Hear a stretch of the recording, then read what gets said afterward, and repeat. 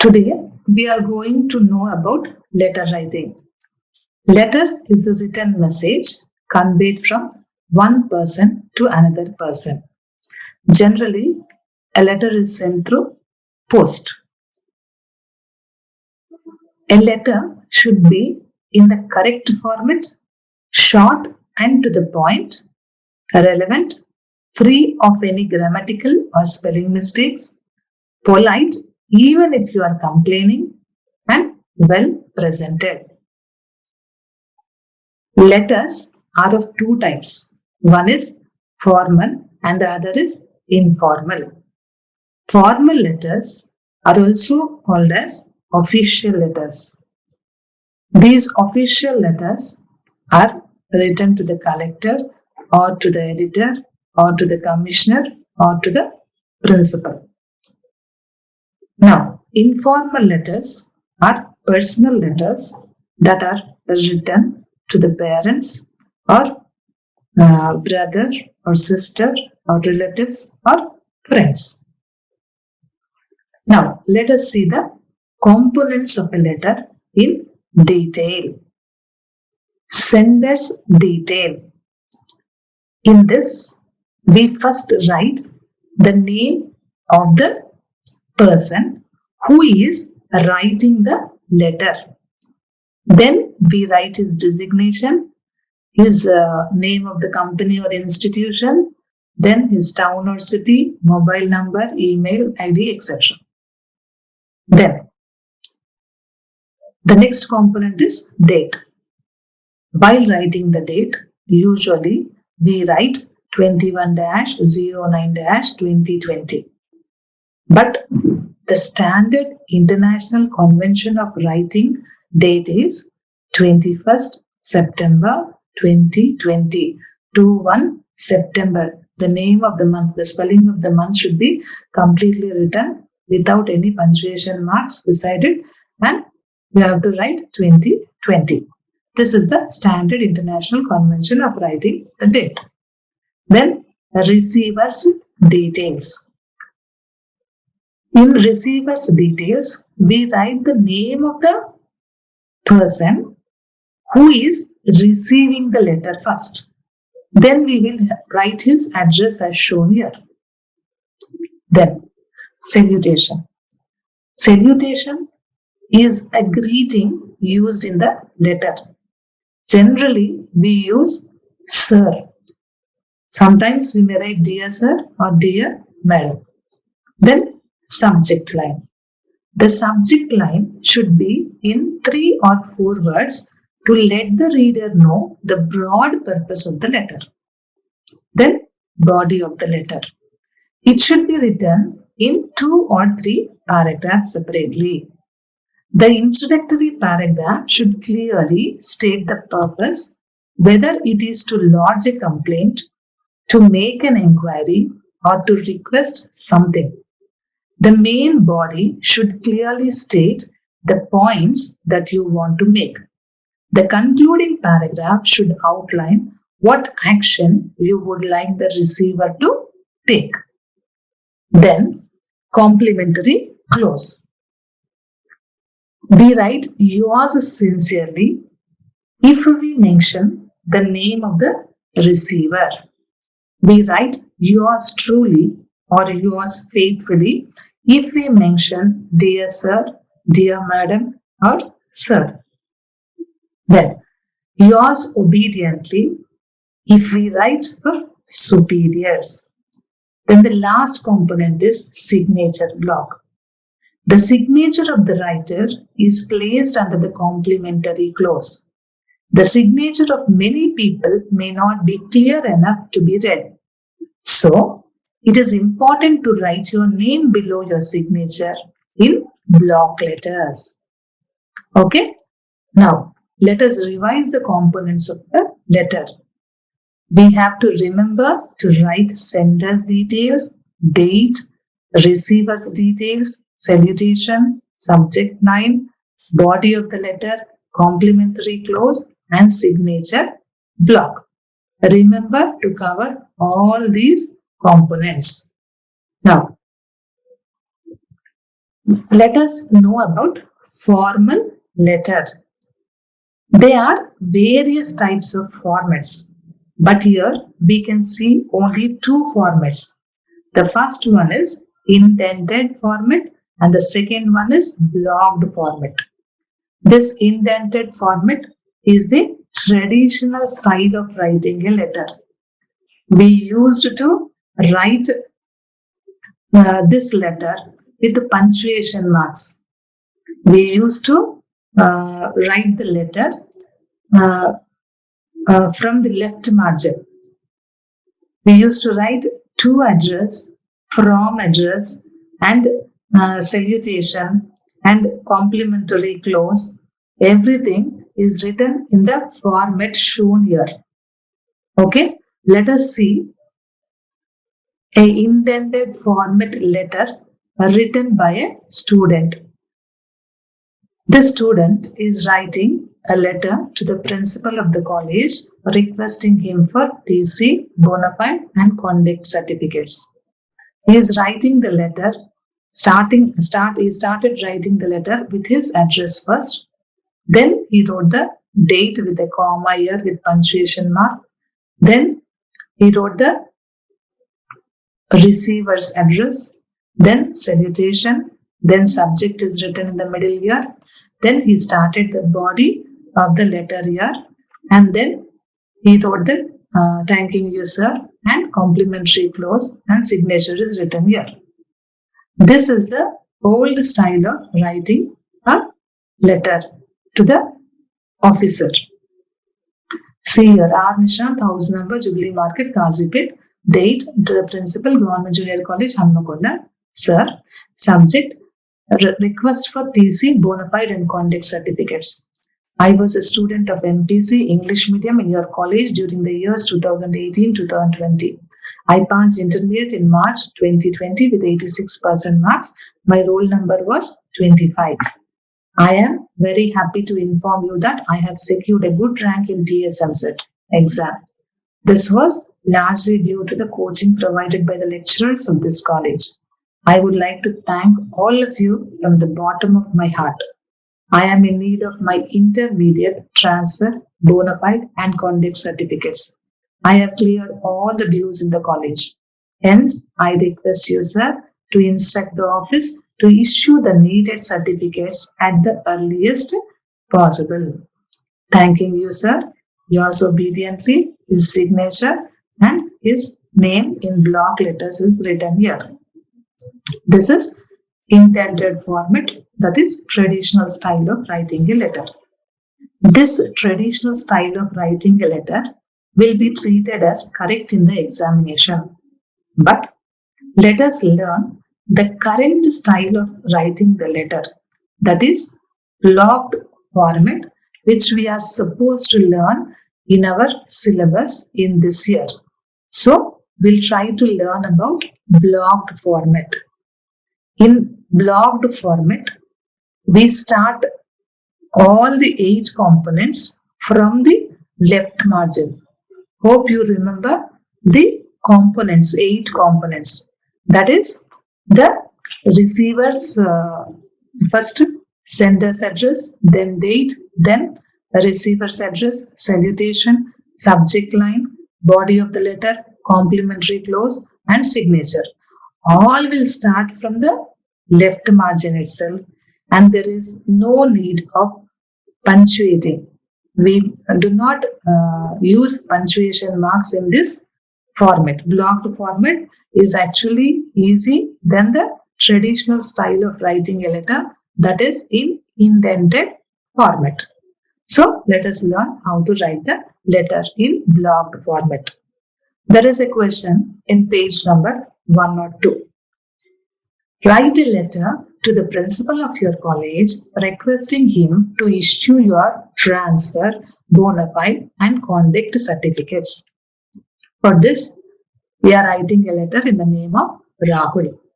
B. Rahul, house number 2-124, Subedari, Warangal. We have to leave a line space and then write the date, 8 July 2020. Whatever date it is, you write the day in which we are writing the letter. The principal, Government Junior College, Hanmakonda. Then sir. Then subject, request for transfer certificate.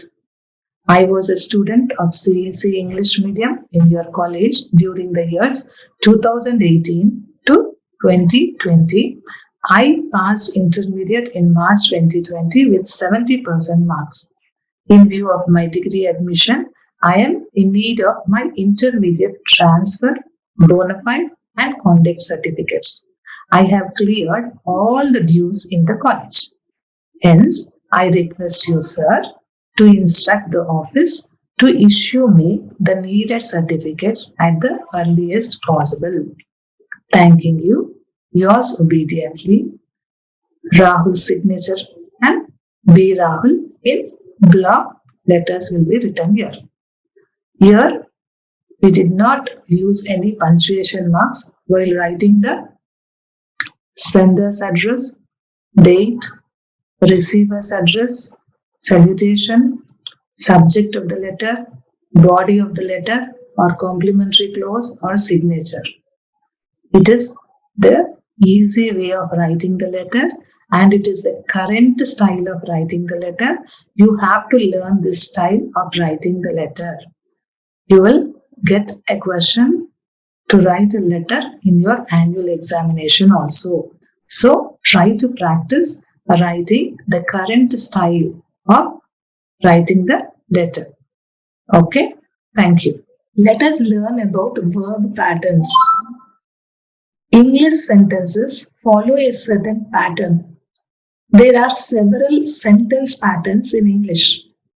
Verb patterns refer to what follows a verb. The meaning of the verb is often in the whole pattern, not just in the verb. In the annual examination, a verb pattern is given with an example. You will be asked to make 4 meaningful sentences from the verb pattern given for 4 marks. There are around 9 verb patterns to be learned from text page number 276 of your textbook. Now, let us look at some pictures. It's a classroom. She says, I am a teacher. I am in the classroom. He is Prime Minister Narendra Modi. See, the simple sentences are given here. Narendra Modi is the Prime Minister of India. Narendra Modi is in the Prime Minister's office. She is Mother Teresa. Mother Teresa was a social worker. Mother Teresa was in the streets of Kolkata. Here you can see the picture of soldiers. Soldiers are real heroes. Soldiers are in the Himalayas. Here you can see the picture of Dhoni. MS Dhoni is a cricketer. MS Dhoni is in the hearts of the people. A teacup is seen here. The tea is hot. The teacup is on the table. Flowers are seen here. Flowers are beautiful. Flowers are in the garden. A lion is seen here. The lion is the king of the forest. The lion is in the den. Doctors are seen here. They are doctors. They are in the hospital. Now, look at the simple sentences which we came across below the pictures. We wrote the first sentence here, I am a teacher, and the second sentence is written here, I am in the classroom. Similarly, all the first sentences are written in a column and the second sentences are written in the other column. Now, let us learn what a subject means in English grammar. Subject in English grammar is a person or thing that is doing an action or the person or thing that is the focus of the sentence. Here you can identify the subject in each of the sentences given below. In the first sentence, the subject is I, because I am saying that I am a teacher. So the subject is I. In the second sentence, they denotes the subject. In the third sentence, MS Dhoni is the subject. In the fourth sentence, soldiers is the subject. Like that, we can show what the subject represents in each statement. Now, let us understand what a linking verb means. A linking verb connects the subject with the rest of the sentence. It does not show any action. The most common linking verbs are am, is, are, was, were, being, been, etc. Now, when we look at the sentences, you can easily identify the linking verbs like am, are, are, is, was, are, and is. Now, look at the first column sentences. Here, in the first column sentences, we wrote, I am a teacher, they are doctors, MS Dhoni is a cricketer, soldiers are real heroes, etc. In each of the sentences, we know what a subject means and what a linking verb is. Now, the rest of the sentence is darkened here. Now, look at the other part of the sentence in each of the sentences. A subject complement is a word or phrase that follows a linking verb and describes or renames the subject of the sentence. In the first sentence, I, the subject, is renamed as a teacher. In the second sentence, they, the subject, is renamed as a doctor.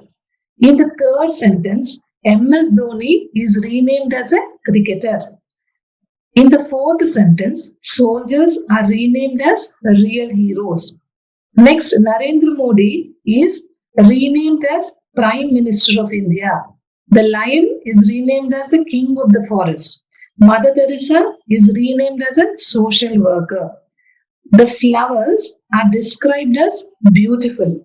The tea is described as hot. The first three, teacher, doctor, and cricketer, are nouns. The other five, real heroes, the Prime Minister of India, the King of the Forest, a social worker, are noun phrases. And the last two are adjectives. So, a subject complement may be a noun or a noun phrase or an adjective. Verb pattern 1 in your textbook 273 is given as a subject, linking verb, subject complement. We learned about the subject, linking verb, and subject complement. So now we can make 4 meaningful sentences easily. When we are asked to make 4 meaningful sentences of this verb pattern, that is subject, linking verb, and subject complement, we must be in a position to write the meaningful sentences. So try to remember at least 4 sentences from this pattern. Now look at these sentences, the sentences from this second column, which we have seen in the other slide. In these sentences, the linking verb is followed by a phrase which expresses some place or location. It is called the complement of the verb. I am in the classroom. They are in the hospital. MS Dhoni is in the hearts of the people. Soldiers are in the Himalayas. Narendra Modi is in the Prime Minister's office. The lion is in the den. Mother Teresa was in the streets of Kolkata. Flowers are in the garden. The teacup is on the table. So, complement of the verb says about the location or place where the subject is. Pattern 2 is given in your textbook as subject, linking verb and complement of the verb. We must be in a position to make 4 meaningful sentences. Here you can see the meaningful sentences given here of the second verb pattern. Try to remember at least 4 sentences from this chart, or you make your own sentences with this verb pattern. In the textbook, page number 273, the discussed 2 patterns are given as verb pattern 1A and verb pattern 1B. The 1A verb pattern shows subject, linking verb and subject complement. And the second verb pattern is subject, linking verb and complement of the verb. Try to make 4 meaningful sentences and learn them. The third verb pattern given in the textbook is their, linking verb, real subject and complement of the verb. We have already learned about linking verb and the subject and complement of the verb. So we can easily make 4 meaningful sentences, like there is a book on the table, there is a lotus in the pond, there were biscuits in my bag, there are ants in the sugar, there is a bird on the tree. Like this, try to make meaningful sentences and learn the 3 verb patterns. Now look at the pictures and the simple sentences given below. First one, Rama killed Ravana. They sell fruits. He kicked the ball. He moved the chair. The boy repaired the bike. She made a paper boat. The boy drinks milk. All the sentences are written here. You can see that the subject, verb and object are written in an order here. In these sentences, we can see that a verb denotes an action which passes over from the subject to the object. For example, Rama killed has no meaning if object Ravana is not in the sentence. They sell fruits. They sell has no meaning without the object fruits. Similarly, in all the sentences, in absence of the object word, the sentences have no meaning. In these sentences, we can see that a verb denotes an action which passes over from the subject to an object. A verb that needs an object to complete its meaning is called a transitive verb. The object answers the question what or whom. Now look at the first sentence. Sita ate an apple. What did Sita eat? We can say that an apple. Now second one. I met an old man. Whom did I meet? We can say that an old man. They sell fruits. What do they sell? Fruits. They help the villagers. Whom did they help? Villagers. Like this, in all the sentences, the object either answers the question what or it answers whom. You understood what a transitive verb is. Now, look at the pictures and sentences given below here. The sun shines. Fire burns. Ants move. Plants grow. Baby cries. Baby laughs. Birds fly.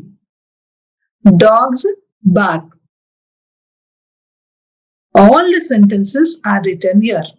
You can see that the subject and verb are shown here for each sentence. There is no object here, but still the sentence is meaningful. In these sentences, we can see that a verb denotes an action which does not pass over to an object. A verb that does not require an object is called intransitive verb. They don't answer the questions what or whom.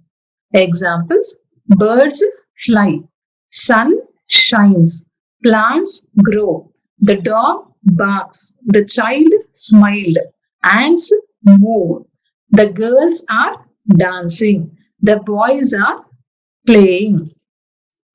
This verb pattern too is given in your textbook page 274. Subject, intransitive verb, any other expression is optional. You can write or you need not write.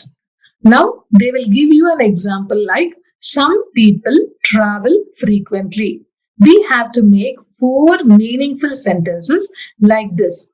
We understood what a subject is and what an intransitive verb is. So we can easily make 4 sentences like dogs bark when provoked. Ants move in a line. The plants grew slowly. Birds fly in the sky. The child smiled. Baby cries.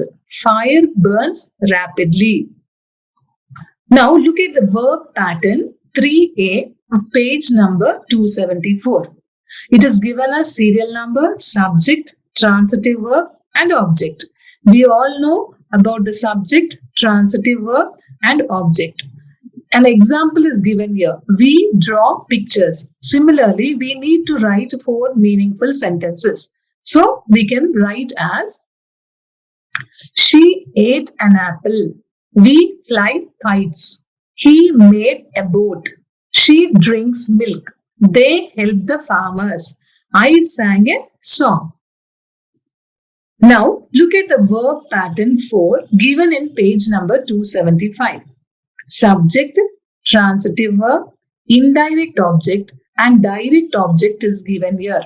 There is an example like I sent him a message. Now after carefully examining this verb pattern, we can easily write 4 sentences as we know what a subject is, what a transitive verb is, what an indirect object is and what a direct object is. Teacher asked me many questions.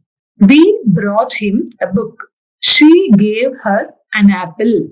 I sent him a message. They told us a story. Trees give us oxygen. They taught him a lesson. An alternative pattern is given in your page number 275. The pattern shows subject, transitive verb, direct object, preposition, indirect object. Now, the example given here is I sent a message to him. We have to make 4 meaningful sentences. I posted a letter to her. I gave a pen to him. They kept a gift on table. She sang a song for audience. Teacher asked a question to me. They told a story to us. They taught a lesson to him. Verb pattern is given in page number 275. Subject, have or has or had and a noun. Example is given as they have a flat. It's very easy. We can make 4 meaningful sentences like she has a car. We have a house. I have a pen. The house had 2 doors.